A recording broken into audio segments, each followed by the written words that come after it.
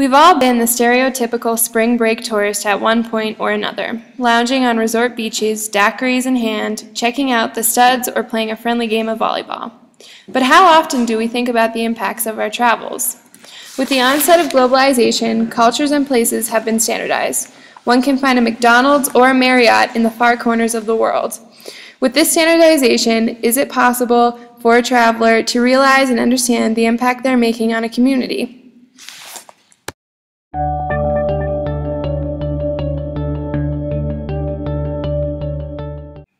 People often see ecotourism as the cure-all for irresponsible traveling. It's pure, it's green, it's simple.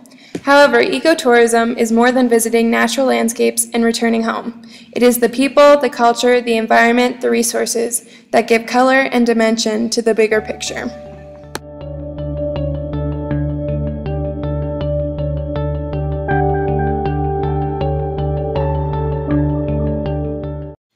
Before arriving in Atahualpa, we had certain assumptions about ecotourism. We believed that a community would only be interested in ecotourism for financial gain, such as the creation of jobs and money brought in from tourists.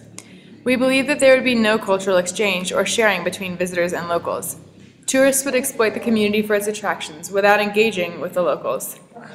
However, we didn't consider that the larger idea of ecotourism is an intricate system made of many smaller complex parts. Much of our work project involved expanding ecotourism in Atahualpa, and we began to wonder, why are we doing this? Why does ecotourism matter to the community? We began to discover through our readings that ecotourism and development in general are much more complex than they first appeared.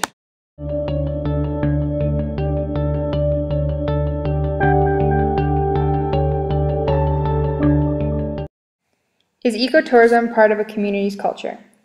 Coming to Atahualpa, it became apparent that the people are strongly connected to their land and their environment. In addition to the pride they have for the beautiful landscapes and scenery, the people of Atahualpa meet their basic needs through the land. Families own farms and raise their own crops. They use their pastures and fields to provide grazing for their cows, which they milk for producing dairy products such as cheese. And they get their timber from the forests of Mujanda. Inside these processes are many more environmental variables. Many of the aspects that ecotourism values, such as water conservation and composting, are applied in everyday activities. Where does ecotourism originate? Many people in the community are environmentally conscious, yet in the business of ecotourism, only a few people in the community are actively involved in advertising. Could it be that the idea of ecotourism was introduced by the community, or was it an outside influence? Development expert Carr argues that ecotourism originated from Western societies familiar with environmental destruction and who impose preservation and conservation techniques on developing societies. Ironically, Western societies have asked developing communities to preserve their natural resources while the West continues to deplete their own and others for financial gain.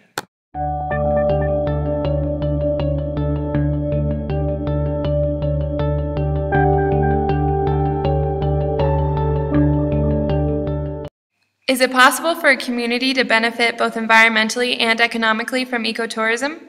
Conventionally, environmentally conscious efforts are viewed as a sacrifice to profits. Some believe that obtaining both profits and environmental benefits is impossible. However, evidence supports that it is more economically beneficial to prevent environmental destruction rather than pay the price for environmental disasters and depletion of natural resources. Can the same idea be applied to the community of Atahualpa?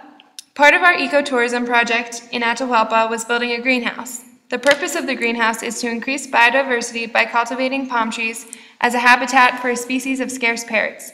The community of Atahualpa can also sell the palm trees to Quito for a profit. Can it be more profitable to preserve the natural landscape as opposed to developing it further solely for financial gain?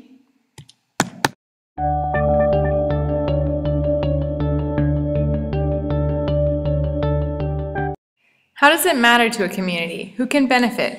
In addition to environmental and economic benefits, cultural sharing can occur. The exchange of language, values, ideas, celebrations, food, religion, ways of life. Both locals and visitors alike can benefit from engaging in other cultures. Our experience in Atahualpa has been enlightening. Living in our homestays, we have been welcomed as a part of the family. Cooking with our families and speaking in their native language allowed us to experience the Atahualpan culture. We shared some of our American culture and taught them a few English words as well. If locals and visitors choose not to engage, remain isolated, and do not learn from each other, ecotourism has the potential to be only a financially driven process, a one-sided exchange. In a way, it's up to the community and the visitors to decide how and why ecotourism matters.